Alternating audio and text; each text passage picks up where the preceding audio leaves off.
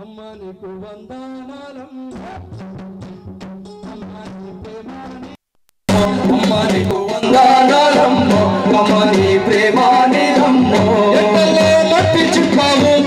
ఎట్టలో మట్టి చిప్పావు గాయిదోల్లా కర్రగొట్టాలి అమ్మ తెలంగాణమా కలిగే గలగానమా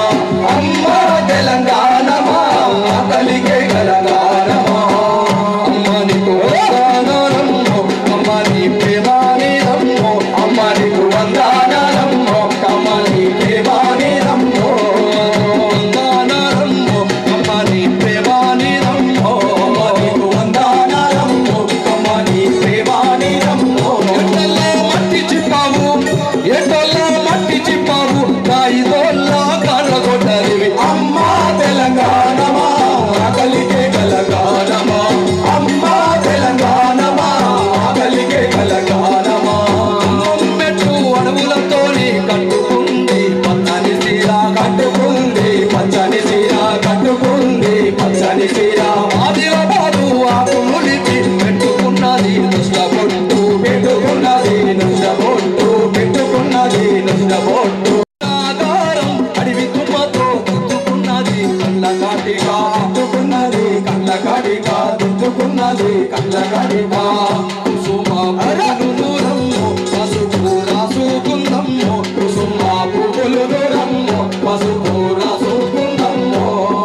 నిన్ను ముద్దైన తెలంగాణము మా నిన్ను ముద్దైన తెలంగాణము ముంద ముసినట్టుందోయమ్మ అమ్మ తెలంగాణమా కలిగే గలగానమా అమ్మ తెలంగాణమా కలిగే గలగానమా నగరు నగరు నగరు నగరు నగరు నగరు నగరు నగరు నగరు నగి నగి నగి నగరు నగి నగి నందాగరు అమ్మ తెలంగాణమా కలిగే గలగానమా